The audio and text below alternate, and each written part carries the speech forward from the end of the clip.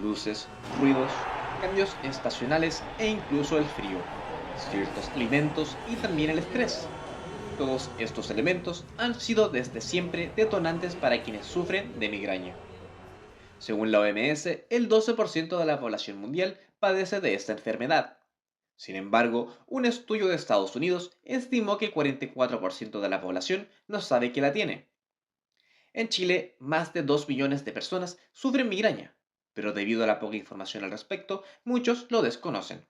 Y esto se debe a los pocos estudios y preparación de expertos, lo que ha ocasionado problemas en el diagnóstico y posterior tratamiento a los pacientes. Cualquier tipo de dolor de cabeza, ya sea de causa dentaria, por un golpe, por resaca, por dormir mal, por una sinusitis, por la razón que sea, eso es una cefalea. Muchas veces el diagnóstico de migraña está puesto como un diagnóstico errado, o sea, doble equivocación. Primero, el diagnóstico no corresponde, y como no responde al tratamiento, le echan la culpa a la enfermedad mal diagnosticada. La confusión entre diferentes tipos de cefaleas es un problema recurrente en el diagnóstico médico. La cefalea por tensión y la migraña tienen síntomas que pueden parecer similares, pero sus tratamientos son completamente distintos. En algunos casos, el dolor de cabeza se interpreta como simple estrés o fatiga, cuando en realidad se trata de migraña crónica que podría controlarse si se detectara a tiempo. Según la International Headache Society, existen más de 350 tipos de cefaleas, y entre un 85 al 90% de ellas corresponden a cefaleas primarias como la migraña. Ahí está el grupo. Y la cefalea primaria, en donde la cefalea es la enfermedad, tenemos 4 grandes enfermedades. Tenemos migraña, cefalea tipo tensional, cefaleas trigéminos autonómicas y otras cefaleas de breve duración. Estas cuatro entidades que agrupan el 85-90% de todos los pacientes que sufren cefalea en el mundo, migraña y cefalea tipo tensional, a su vez se llevan el 90% de todas las causas.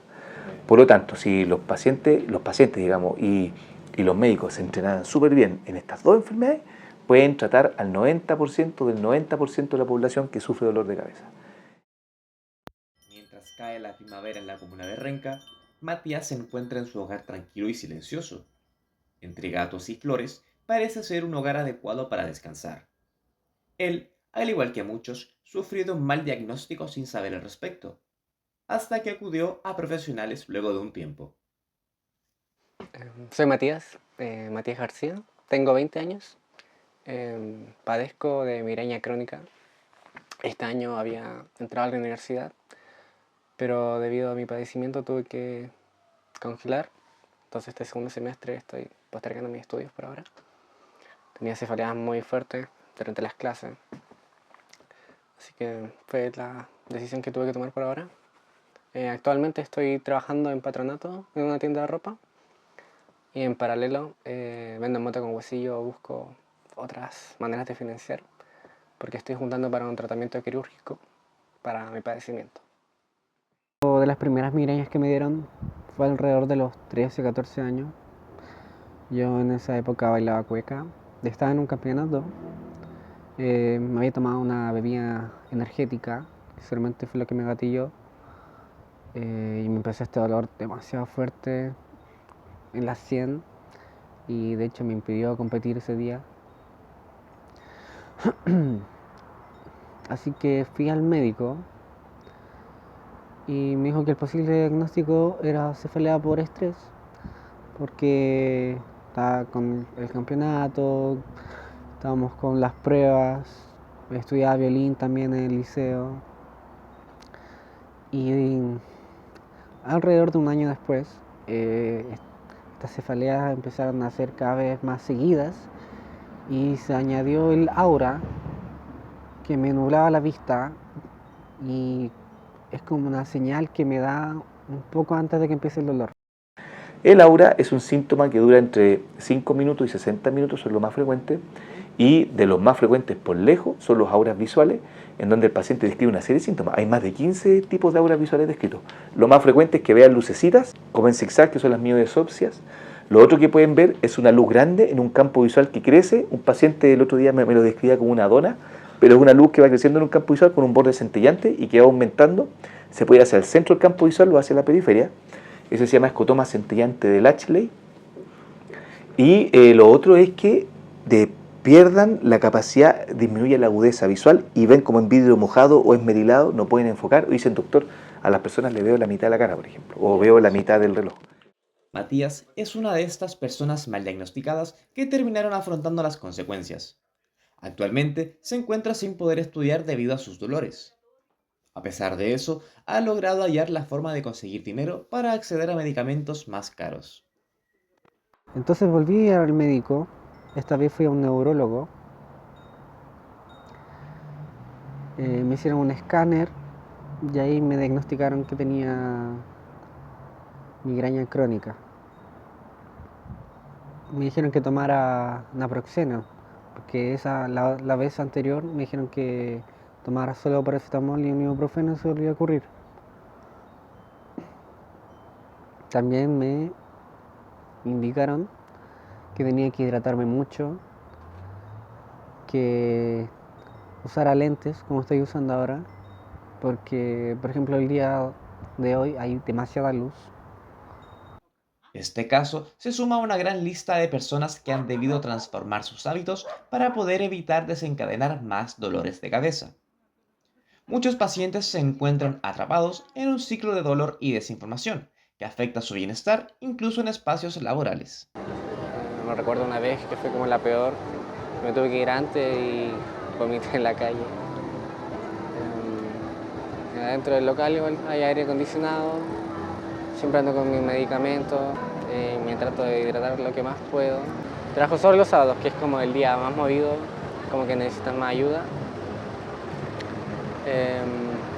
Entro a las 10:30, salgo a las 6, entonces me acomodo y queda relativamente cerca de mi casa y me pagan por el día. Entonces es como una forma relativamente estable de conseguir plata. Soy Anaís Morales, estudiante en práctica, tengo 23 años y tengo migraña crónica. La primera vez que me dio migraña tenía entre 14 y 16 años. Recuerdo que iba al colegio y no pude ir a clases. Estuve como una semana en cama, recuerdo. Me molestaban las luces y los ruidos. Entonces mi mamá se dio cuenta que probablemente era una jaqueca o una migraña y estuve literalmente una semana acostada con las cortinas cerradas. Pusimos como una frazada arriba de las cortinas para que no entrara ni un rayo de luz. Estuve sin pantallas y luego fui al neurólogo un tiempo después y me dijeron que era migraña. Me recetaron naproxeno y desde ahí que es el medicamento que tomo. Por su parte, Anaís nos cuenta cómo es vivir con esta enfermedad desde el ámbito profesional. Ella, como periodista, se expone constantemente a muchos síntomas, ya que el uso frecuente de pantallas la obliga a usar lentes, pues de otra forma, la migraña es segura. O si quiero leer, que son actividades que tengo que hacer constantemente, o incluso mirar el teléfono, me afecta. Y a veces tanta la desesperación del dolor de cabeza porque no puedo hacer mis cosas como con normalidad, que igual en cierta forma me frustra y me deprime.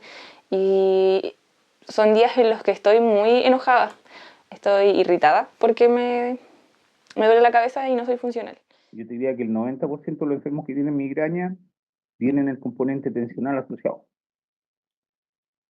Entonces, en la medida que el apoyo psicológico se le dé en el sentido que sepa manejar el estrés, que lo sepa manejar mejor, digamos, ¿no?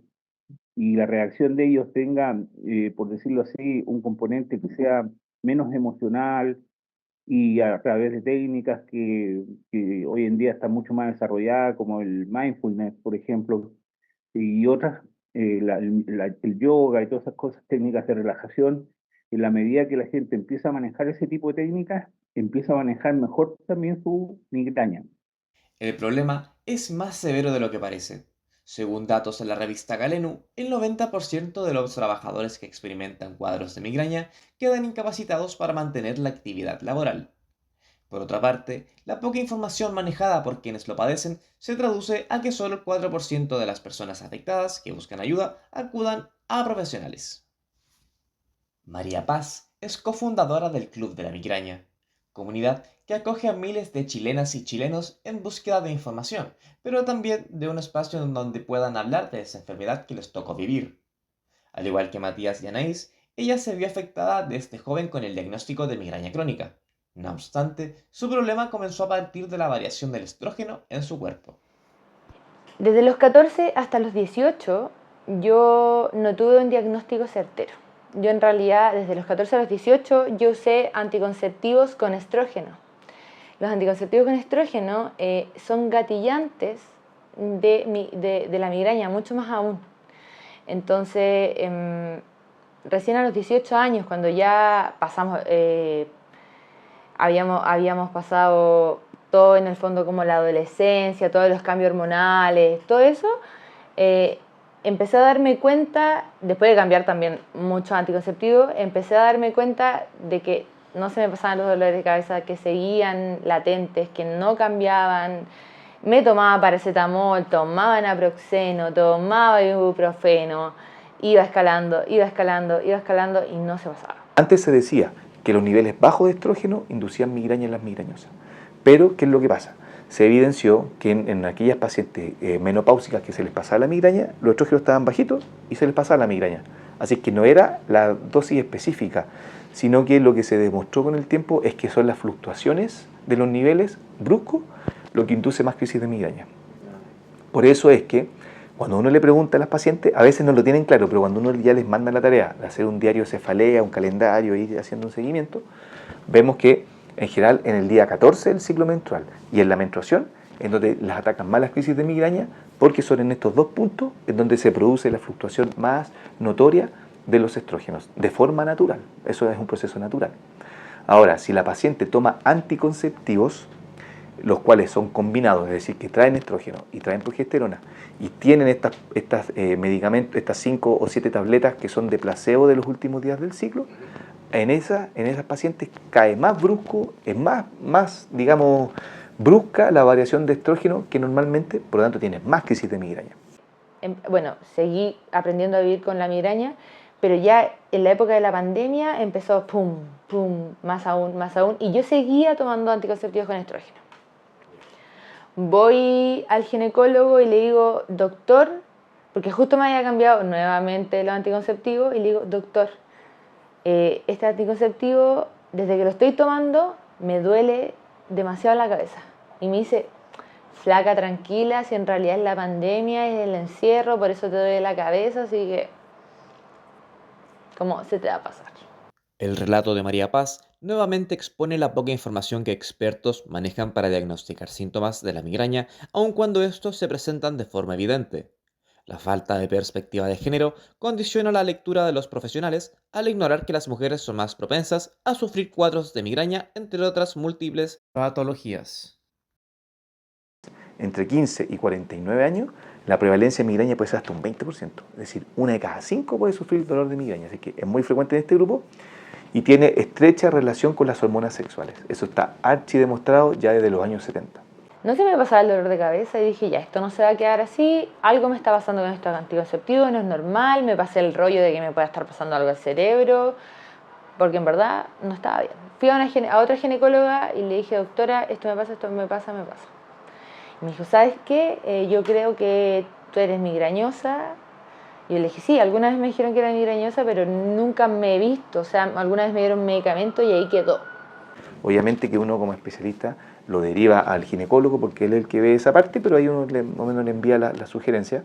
Y hay un gran porcentaje de pacientes que anda muy bien solamente cuando son migrañas relacionadas a la menstruación y se hace un cambio de tratamiento anticonceptivo en donde se aportan las dosis más bajas y constantes de estrógeno o sin estrógeno, andan mucho mejor. Un gran porcentaje de las pacientes. Fui a la ginecóloga, me dio un nuevo anticonceptivo, maravilloso. Mis episodios empezaron a bajar en un 100%. El camino para los pacientes con migraña crónica es largo y a menudo lleno de obstáculos. Sin embargo, con un diagnóstico adecuado, acceso a los tratamientos y apoyo emocional, es posible mejorar su calidad de vida. Organismos como el Club de la Migraña están intentando llevar esta realidad a la luz, para así poder fomentar las políticas públicas en el país. Como fundadoras y como fundación, queremos implementar, obviamente, políticas públicas que ayuden a las personas en el trabajo que puedan ausentarse por tener estatus o crisis migrañosos. Tanto que los ayuden con teletrabajo, ausencias o licencias. Pasa que aquí en Chile todavía hay un tema con las licencias y hay todo un tema de regulación, pero esto tiene que ser muy paulatino porque aquí en cuanto a la migraña hay mucho que hay que ir trabajando en conjunto. Hay un tema de género, hay un tema de trabajo, de salud pública, de los doctores mismos también, entonces es harto. Si bien se han dado pasos en la investigación y en la sensibilización sobre esta condición, aún queda un largo camino por recorrer. El reconocimiento de la migraña como un tema de salud pública y la implementación de políticas más inclusivas y efectivas podrían marcar una diferencia sustancial en la vida de quienes la padecen.